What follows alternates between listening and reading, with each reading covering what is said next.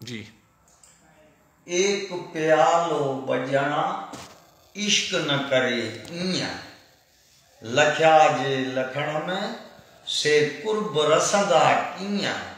हुअण कया हीअं वांजा पस विसाल खां प्यालो एक ॼणा बहुजन नीह में इहो रवान आहे त किरी ऐं महाबती ॿ अलॻि शख़्सियतूं हुजनि अहिड़ा पदार्थ जेके पंहिंजे हस्तीअ जे हुअण जे गुमान आहिनि गुमान में आहिनि कॾहिं बि पीढ़ीअ जो कुर्ब हासिल न करे सघंदा ॾिस त अलॻि अलॻि हस्ती या हस्तीअ जे हुअण हुननि खे मेलाप खां वांझे महरूम या निराश करे छॾियो एक प्यालो बजना इश्क न ईअं करे आटे से एक ध्याजे गतानी हंगरे दुई अधार धरे जो खल खुलत खंजर आयो कातिल कमाई करे वेह माखीअ जी कन वटा वेही तन पीज के प्यालियो मोखी मंद प्यार ऊंचो ऊंचे मट मां ॾींदे ॾातारनि खे वटी विझ मवार सिर खणी सरदार अंगण तुंहिंजे आया तव्हां गौर कंदो त ॾातार ॾियण वारो हूंदो आहे वठण वारो कोन हूंदो आहे हिते मुर्शिद लतीफ़ वठण वारे खे ॾातार पियो चवे सुवाल आहे हिन बैत में ॾींदे ॾातारनि खे वटी विझ मवार सिर खणी सरदार अंगण तुंहिंजे आया जुसे अंगण आया त सरो कंदा सुञ साई थींदी उञ ही पीतो हू आणकी पी पी हुननि खे नशा न थियनि तॾहिं चयो मोखी मट निहार मन परो की पिंगल ई इन सरे संदे सुरकस ऐं अपर लगन आर दाही तो दरबार जे अघोरी आया जवाब ॾींदे मोखी जो पर पीतो सो आ हू संदो सपन सार जे वासी गो वतन वेरिए से न वहीना मां इन्हीं लॻियो मरां याणू हूंदा ई गुरो इहा ख़बर ॿुधी त असां मोल नान खाई असां छा करे मरी विया हलिया त बेटा ई चवे थो त सरे कीन कयो न वेण मोखीअ जे मारिया को वेण कलाल जो पिते ते पियो न त्या पोइ थियो न मरण मतारन जो वरी ॿी पढ़णी आहे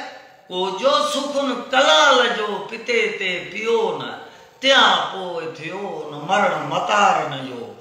मोखीअ मठो न घुरियो वेह न विहाटिया सुरकी कान सैयद चए उते थे आज्ञा ए जे ॻाल्हियुनि गंगाटिया तन जो बचन पास बुठियूं सिर ॾेई सट जोड़ मोखी मतारन से काती करट कपार में खंजर आणे खोड़ ओ सुणा मरणा मोह मोड़ वटी थी वध लहे वट वट वटी में मट मट मंद बियो कदुर कैफ कमाल जो पिया कन पियो अचन दुर्स दुकान ते कंध कबूल कयो सुरहा सिर ॾियो चखन सुर्क सैयद चए मोखी असंदे मट में सुरी सप पियो कला कम कयो कोन्हे ॾोह कलाल जो मोखी असंदे मट में को जो ज़हर ज़रो पीअंदे पोशी धन खे पियो कोन परो मथो मायन जो कयो ॻर ॻरो थियड़नि खे पखरो कंहिंजे ॻर गंगाटिया न से अंगण आगुड़िया न सा सिट सरे कटोरा कातिल जा जन पीता पाण भरे अठई पार उल्टिया धरती सिर धरे वही उजामी उन जी पठी बस करे सायो सूर चरे मोखी मतारन जा मोखी चौखी न थिए असुल औछी ज़ात वटियूं ॾेई वात मतारा ते मारिया मतारा मरी विया मोखी तू न मरी के ही पर परी दुखी दाता रनरी वरी बेटा चए थो मरी छो थो पोइ छा करियां मुर्शिद चए थो त अञा खूरे माग मट कुटका कट गणा लाहे वे मलाग मोखी मतारन से पोइ छा करियां पोइ चए थो त विझ जो वाटड़ियनि ते मैखाने जी माक थींदी सुध सभु कई आंद आंद पवंदी आक प्रिय जा पिया कजुसे अंगण आया आ बी गुत बारी आया गे छह माह अचन पिया लाल लुछन के कड़ी कैफ कुमारिया मोखी मतारन जा नंढा की मनिहार